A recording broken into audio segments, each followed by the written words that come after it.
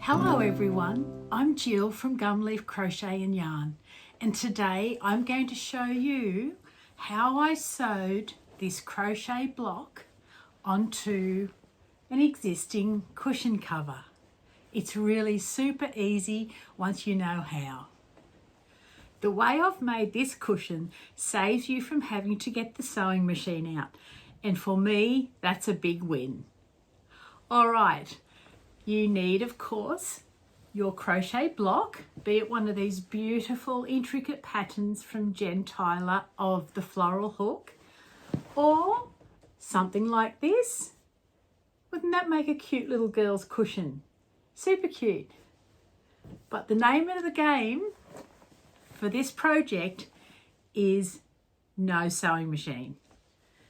This cushion cover was actually a plain cushion cover, so it's the same on both sides, same colour. It has a zipper, which saves us having to do the work, and its own cushion filling. So it was easy for me just to hand sew this crochet block onto the cushion cover. Just before I show you how to do the hand sewing, I want to show you something more about the cushions.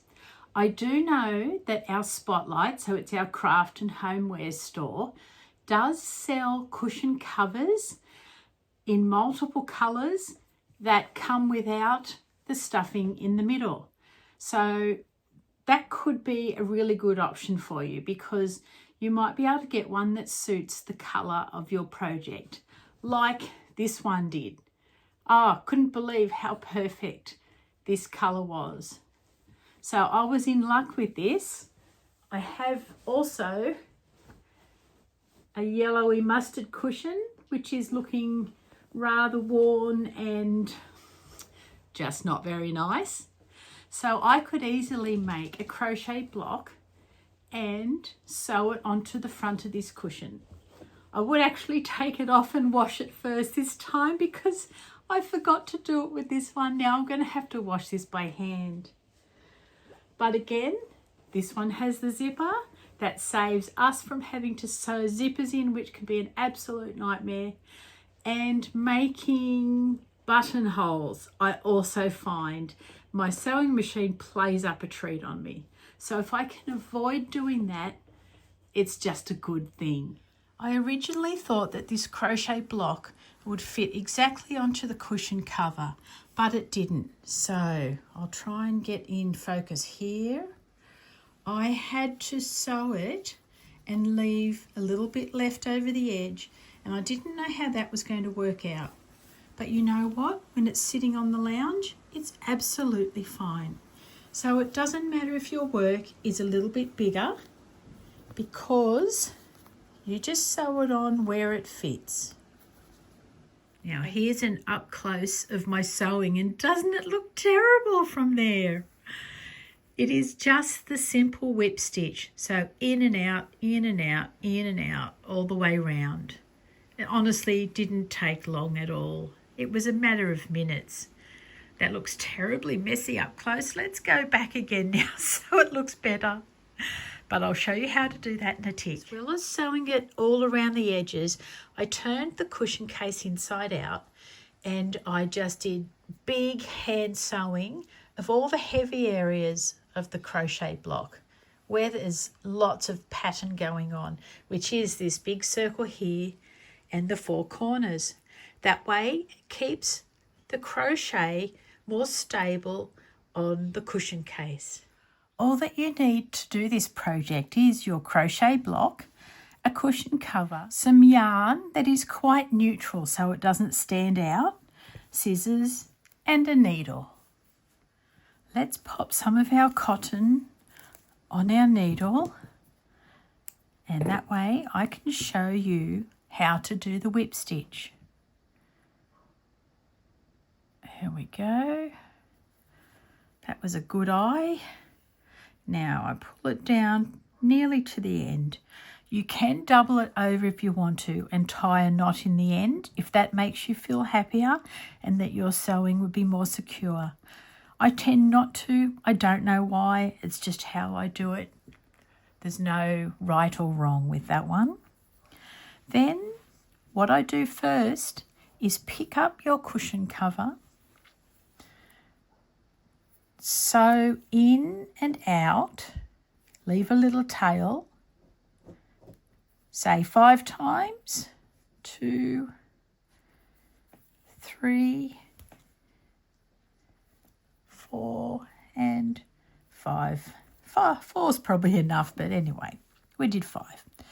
So then I'm going to find the back of the corner of my work.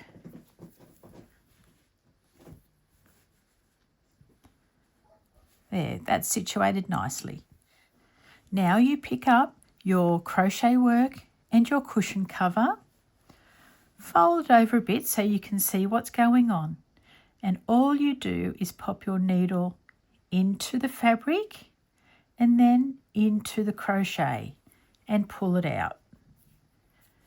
Bring it back down this way so you're starting back into the fabric again and up into the crochet. Firming it up a little bit with each stitch. Into the fabric, into the crochet.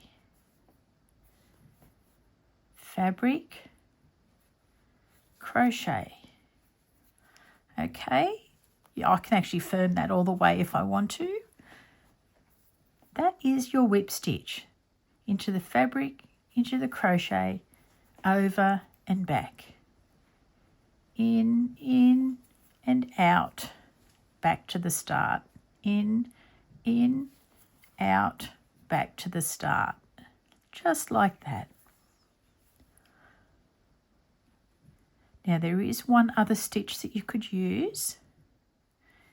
It probably looks neater in some ways, but I am not the most neat hand sewer, so I tend not to do this other stitch because I'm quite happy with my whip stitch. All right, I'll show you that one up close. There is another stitch that you can use for this sort of project, and that is called just a straight stitch.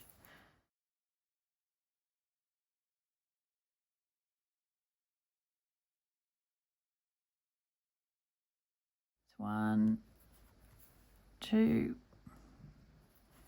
3, and do 4. For this straight stitch, all you do is pop your needle into the fabric, make sure you pick up some crochet from behind and pop your needle out, pulling it through. Now take the needle back to where this stitch ended, popping it in the fabric, pick up some stitches underneath and pop the needle out, pulling the cotton through. Let's go again. Needle in, picking up stitches, needle out, pulling the cotton. Needle in, pick up stitches, needle out, pull the cotton.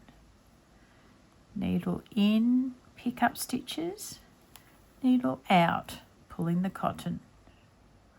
All right, so you can go all the way with this straight stitch if you would prefer. It actually looks a whole lot neater, doesn't it? If you can make it straight. That's my problem with this. I'm really not a very straight hand sewer, and I've never been able to master embroidery either. That's okay. I've got plenty to do without it. All right, so it's needle in, pick up stitches, needle out, pull the cotton. Needle in, pick up stitches, needle out.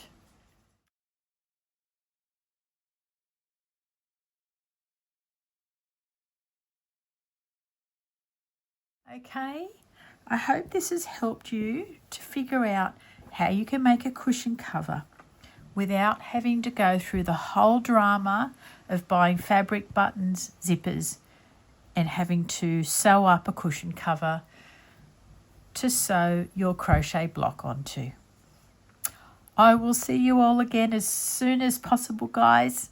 Talk to you then. Bye.